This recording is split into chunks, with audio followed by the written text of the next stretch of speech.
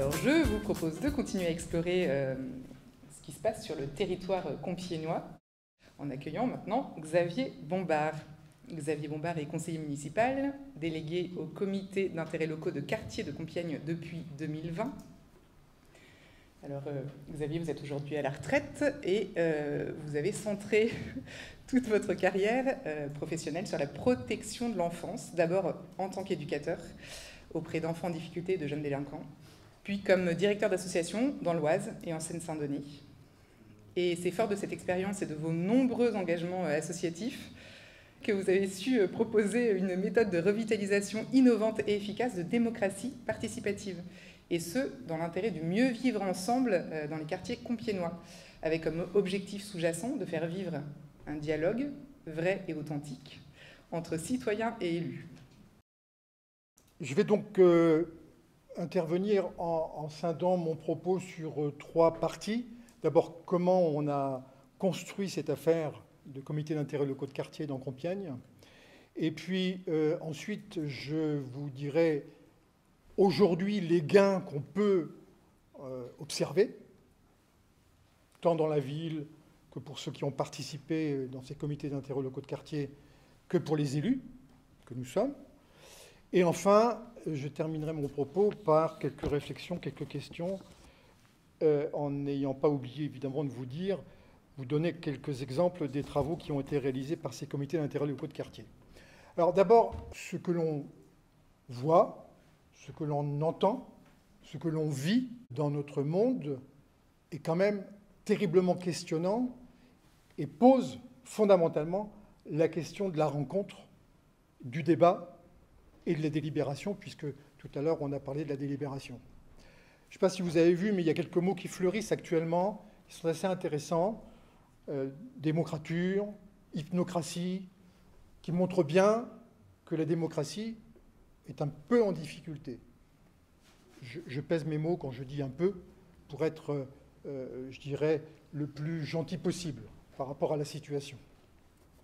Alors d'abord, pourquoi je souhaitais développer cette démocratie participative? Pourquoi notre maire a accepté de mettre ça en œuvre?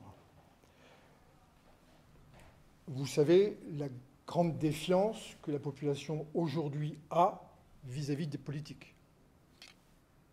La confiance n'est plus là, ou quasiment plus là.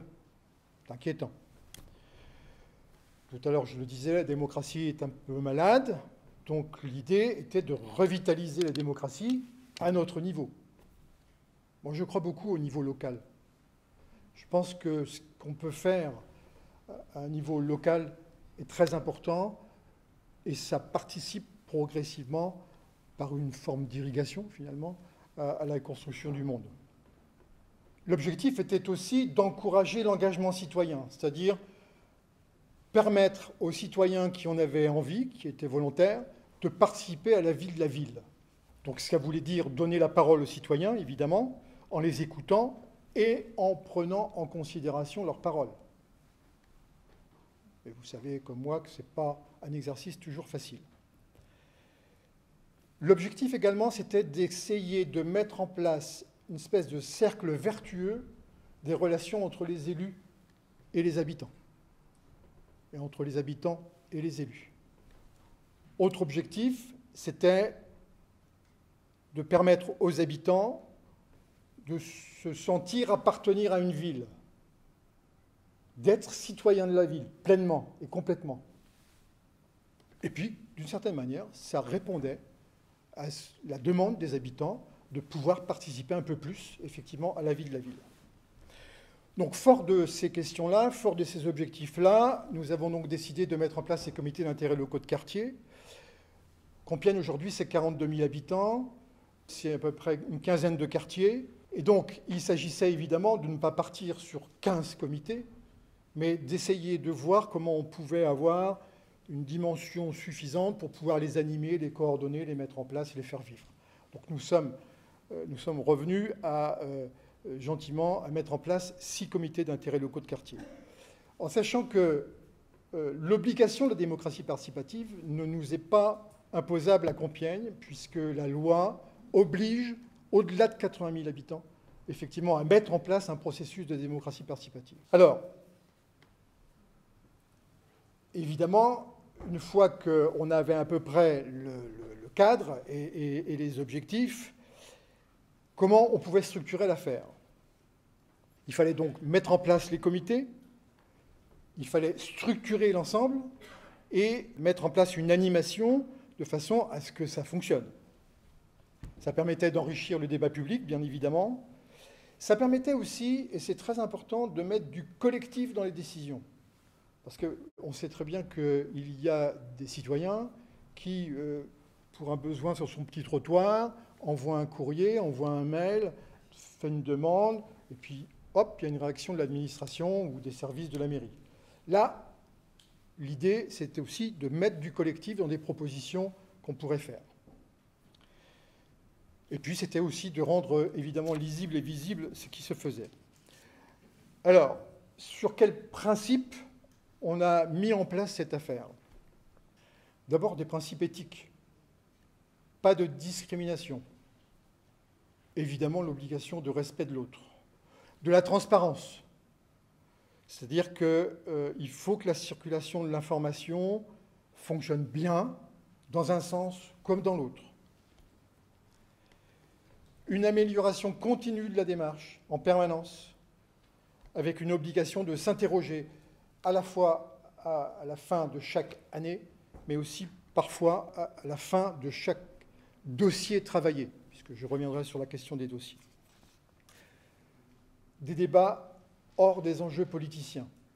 En d'autres termes, je vais être tout à fait précis, on ne vient pas dans ces groupes de travail et ces comités d'intérêt locaux de quartier pour critiquer la mairie. Ce n'est pas ça l'objet. On vient pour construire ensemble pour l'ensemble de la ville. C'est ce que j'appellerais, moi, à mon niveau, et au niveau de ces comités d'intérêt locaux de quartier, le bien commun. Ça veut dire aussi, évidemment, faire confiance aux élus, mais aussi, pour les élus, faire confiance aux habitants.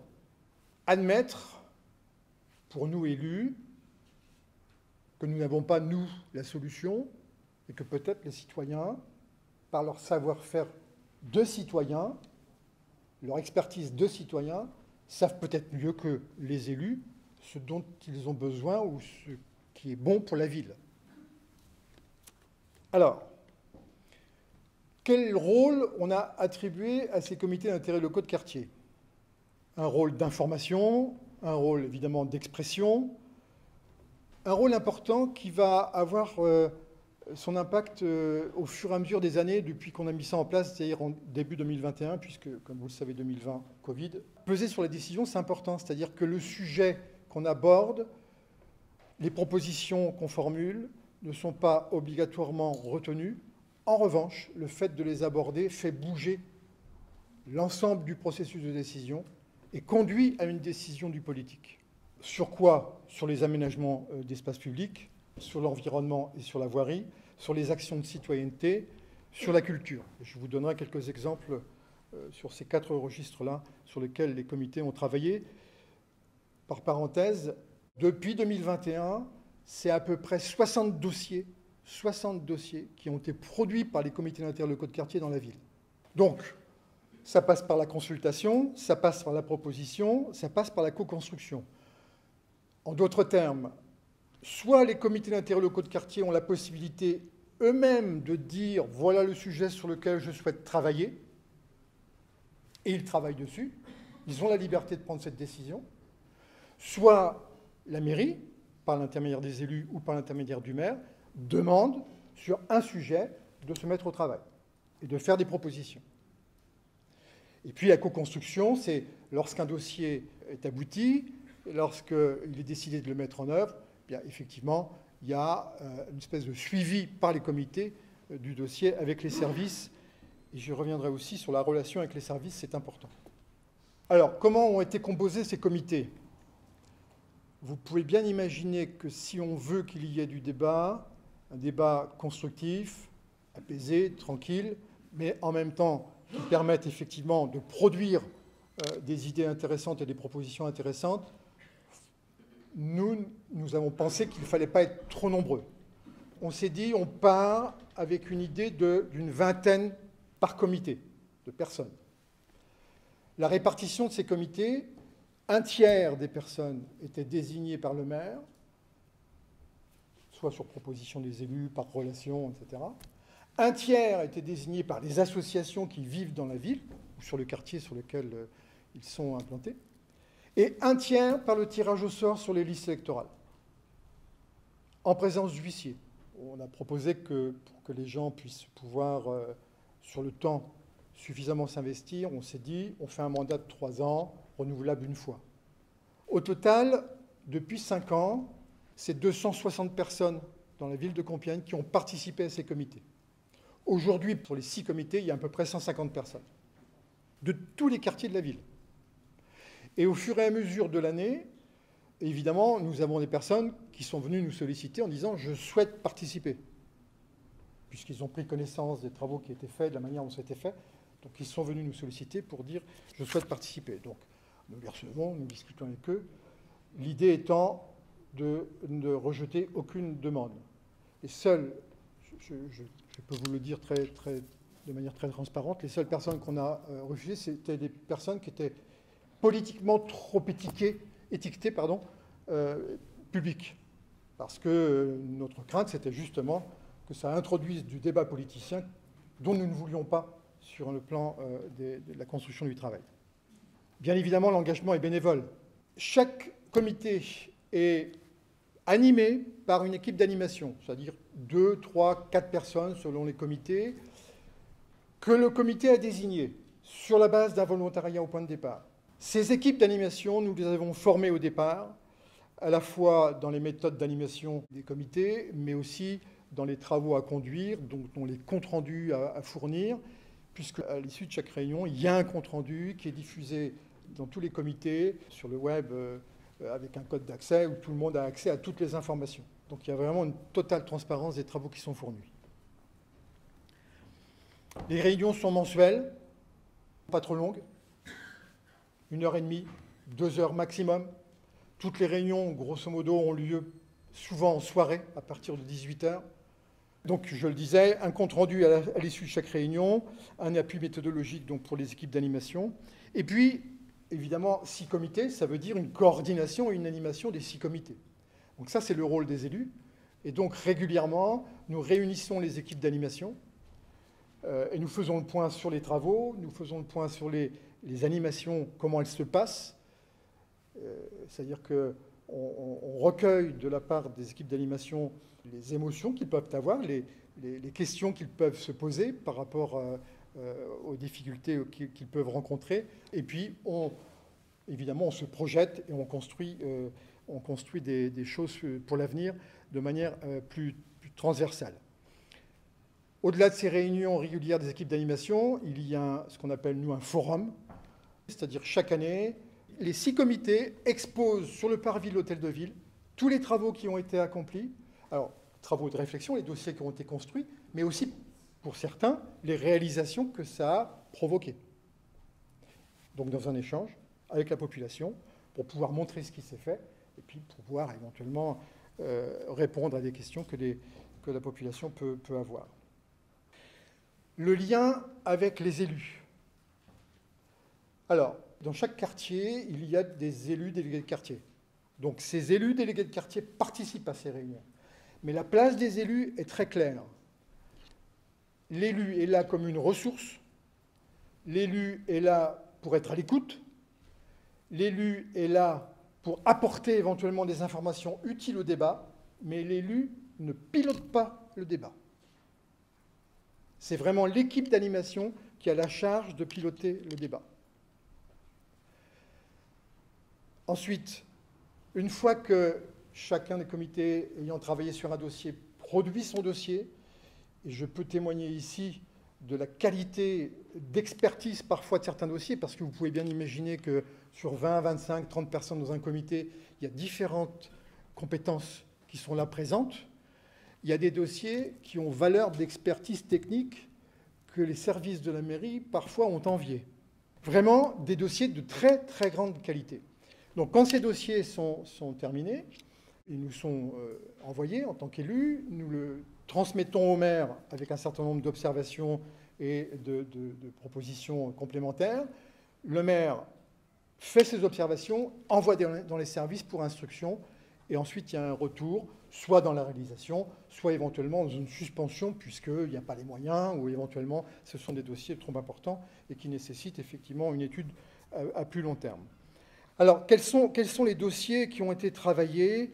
Alors, je vais nommer déjà 2 dossiers importants qui ont été travaillés avec la méthode patte miroir. C'est-à-dire qu'à un moment donné, pour certains sujets, il nous a semblé effectivement que d'utiliser une méthode un peu plus élaborée, peut-être que celle que nous proposions finalement, était intéressante. Et donc, nous avons fait appel effectivement à l'équipe de Gilles Le Cardinal pour venir nous aider à réfléchir, par exemple, sur l'aménagement des berges de l'Oise. Les berges de l'Oise, à Compiègne, c'est à peu près 6 km. Alors, certaines parties, évidemment, ne sont pas à aménager, elles sont déjà suffisamment aménagées, mais par contre, pour d'autres qui longent notamment la ville, il y a des choses à faire, et donc les citoyens pensent qu'on peut faire mieux et qu'on peut aménager ces berges d'une façon un peu différente. Nous avons fait appel à cette méthode-là aussi pour travailler sur la politique jeunesse de la ville,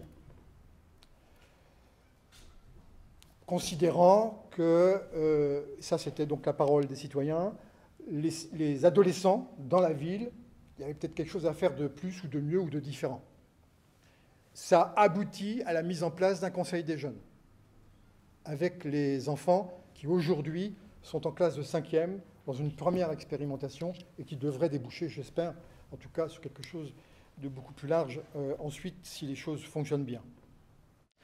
D'autres sujets qui ont été abordés, les citoyens inquiets de voir beaucoup de médecins partir en retraite, pas remplacés, ont souhaité faire des propositions à la mairie et plus largement à l'ARC, puisque c'est un sujet qui a été repris finalement au même moment par l'ARC, pour pouvoir mettre en place un certain nombre de choses pour attirer les médecins ou les aider à s'installer sur la ville. Il y a eu donc tout un travail qui a été fait par l'ensemble des comités sur ce sujet-là et qui a abondé sur les différents dispositifs qui sont aujourd'hui en place, qui ont été votés par l'ARC il y a maintenant, je crois, de mémoire, 2 ans et demi. Autre sujet qui a été travaillé, l'ensemble des comités s'est dit, on a un problème avec les bancs dans la ville. C'est bête, vous allez me dire. Mais il y a des endroits où il n'y a pas de bancs, il y a des endroits où il y a des bancs qui sont abîmés, il y a des endroits où effectivement il y a des bancs qui nuisent, parce que ça provoque du bruit, etc.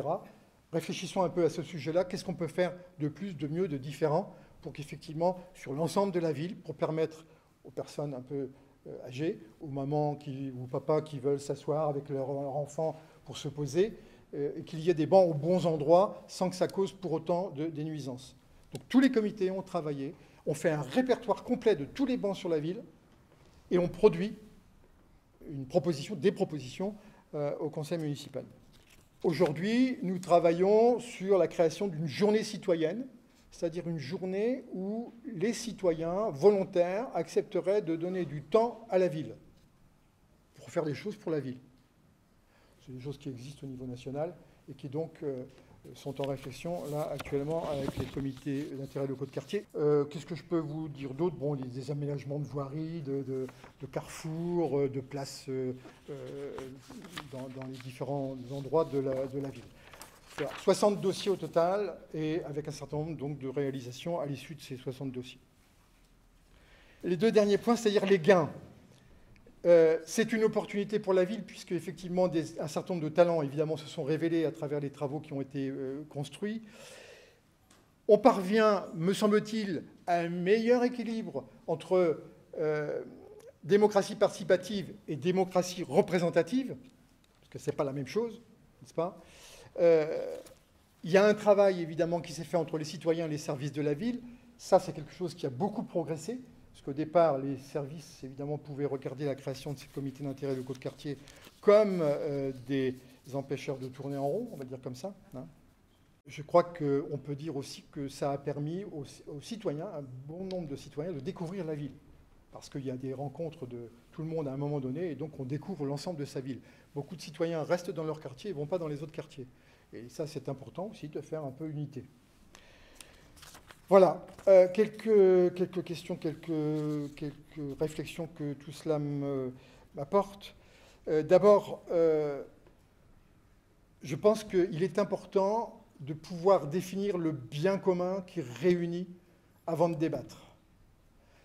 C'est ça qui va permettre effectivement, en se tournant ensemble vers le bien commun, c'est-à-dire le bien qui finalement dépasse chacun, mais permet à chacun de se retrouver dedans, de pouvoir effectivement débattre sans obligatoirement se combattre. Il est important d'avoir un pilotage admis par tout le monde, avec des règles admises par tout le monde, bien posées, bien claires et transparentes. Je pense qu'il faut admettre l'idée d'une coopération conflictuelle, c'est-à-dire qu'à un moment donné, chacun est unique, je crois que ça a été dit tout à l'heure, chacun est différent, mais on peut se retrouver, même si à un moment donné, ça passe par de la conflictualité dans le débat. Et donc il faut admettre cette idée de conflictualité et avancer avec. Ça ne veut pas dire qu'on est dans l'affrontement, ça veut dire qu'on est dans la confrontation des points de vue, ce qui n'est pas du tout la même chose. Je terminerai par ceci, et je ne vous ai pas tout dit parce que j'ai encore plein de choses, mais une petite pointe d'humour de temps en temps dans les débats, ça fait beaucoup de bien.